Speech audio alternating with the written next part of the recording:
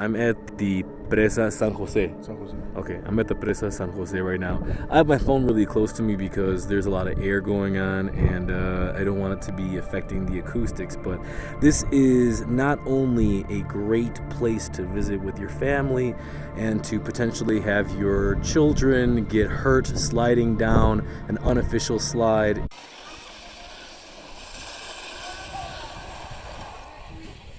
It is also a place of a local urban legend of the children buried alive in the wall.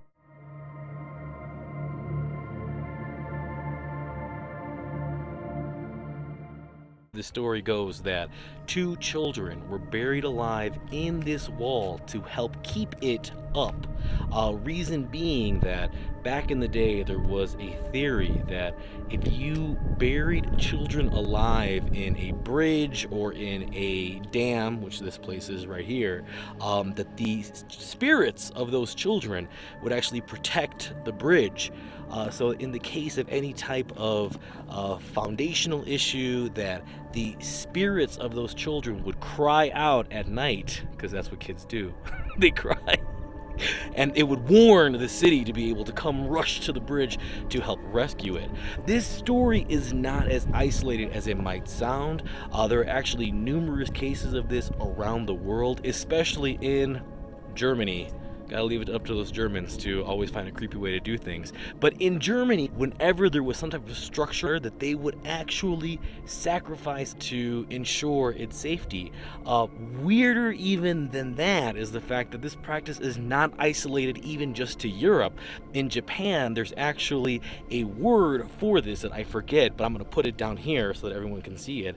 And that word means human sacrifice to build a bridge. Japanese are very specific people. This practice was extremely common in Japan up until the 16th century, and was widely known to be something that was done for the same reason, to protect the bridge, so that the spirits of those children buried in the bridge would protect it.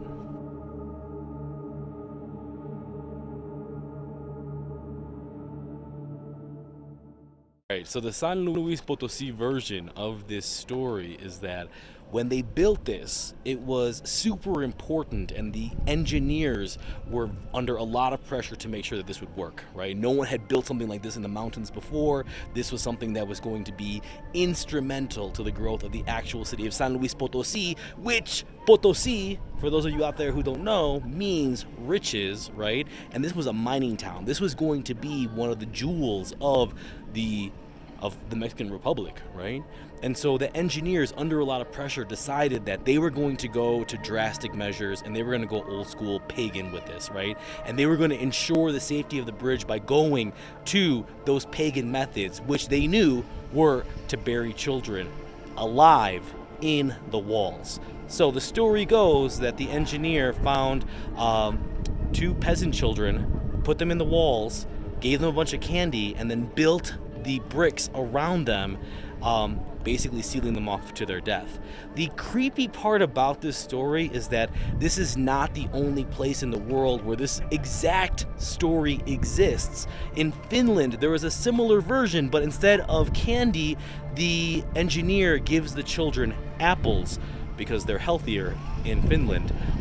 The second version of this story here in San Luis Potosi, which I do like a lot too, is that the engineer was actually the devil, and that the devil came to San Luis Potosi and told them, listen, if you guys want this bridge, this dam over here to last, you know what I need?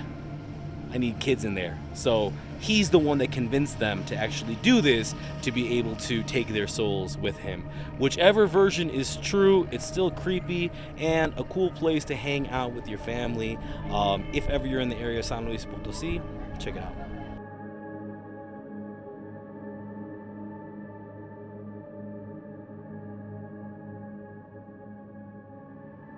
Stalin say like and subscribe.